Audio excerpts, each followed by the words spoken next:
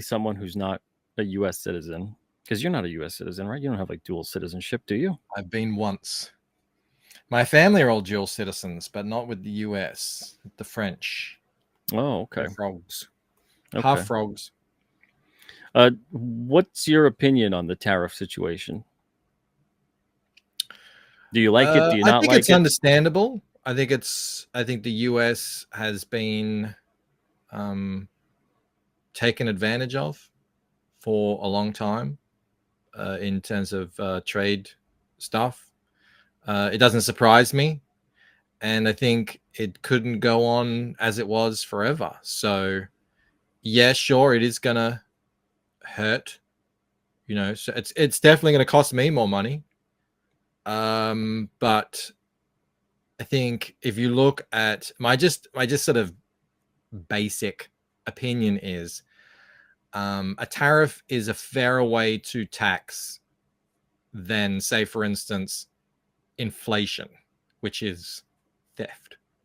Like the government just printing money and then collecting taxes afterwards. And here in Australia, it's like they want to tax people's spare rooms now, because like they say, you eventually run out of other people's money. Yeah, that sounds like stuff that like the UK does with like a TV tax, and they got like bedroom tax and stuff like that too. They got like a tax for everything. I think there was a war a couple hundred years ago because of that.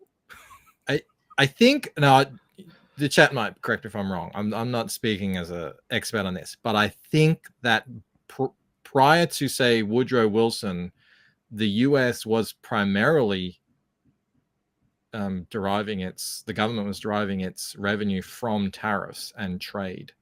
I just think it's probably a better way than taxing friggin' the struggling working middle class or whatever. So wasn't Woodrow Wilson the president that signed off on the Federal Reserve? Yeah, I think so. And again, I could be mixing things up here, so no one call me out on it, because the creature from Jekyll Island.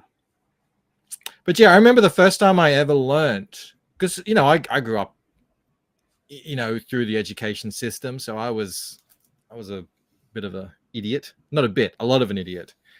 And I remember the first time I heard that, how when they raise taxes, it actually results in them getting less money, which is counterproductive to a simple mind. But if you think about it, what happens when you raise taxes to a untenable level? The people who pay lots of taxes find ways to get out and go elsewhere and do other things and make money in other ways, or they park their money in, I don't know, art or something, whatever it is, and then they don't end up manufacturing and productivity. And that's the situation we have in Australia. So productivity in the toilet, taxes through the roof, and so I understand. And from what I've gathered, it seems to be working in the US, the tariffs. Almost all countries capitulated, because the US is the biggest economy in the world by far. So yeah, everyone wants to sell to the US.